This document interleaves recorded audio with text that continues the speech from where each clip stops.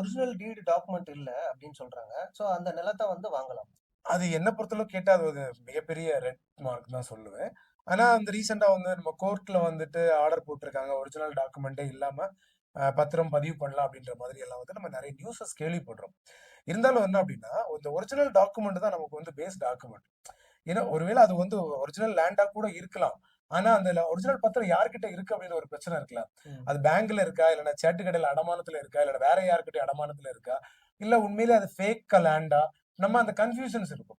Original document நம்ம கைக்கு வந்துச்சுன்னா, இந்த பிரச்சனை எதுவுமே நமக்கு தெரியாது. ம். ஒரிஜினல் டாக்குமெண்ட்ட வெரிஃபை பண்றோம். ஒரிஜினல் டாக்குமெண்ட் வெரிஃபை பண்ணி எல்லாம் ஓகே ஜென்யூனா இருக்குன்னா, நம்ம அடுத்தது பட்டா, சிட்டா, அடுத்தது லெவல் ஈசின்னு போயிட்டே இருக்கலாம். ம். ம். ஒரிஜினல் டாக்குமெண்ட்டே இல்லன்னா, அந்த ஜெராக்ஸ் காப்பி எத்தன பேர்கிட்ட இருக்குன்னு யாருக்கு தெரியும்? தெரியும். கண்டிப்பா. ஓகேவா? இப்போ உங்ககிட்ட ஒரிஜினல் டாக்குமெண்ட்ட நான் காமிச்சுட்டு, நான் வந்து அட்வான்ஸ் போட்டுருக்கலாம். இன்னொருத்தர்ட்ட வந்து நம்ம அந்த அதோடைய காப்பிய வச்சுட்டு அட்வான்ஸ் போட்டுருக்கலாம். ம். இன்னும் எத்தன பேர்கிட்ட அட்வான்ஸ் போட்டுருக்காங்கன்னு நமக்கு எப்படி தெரியாது. தெரியும்? கண்டிப்பா. நம்ம நெறைய இடங்கள்ல பார்க்குறோம்ல. ஒரே நிலத்த காமிச்சு பல மோசடிகள்.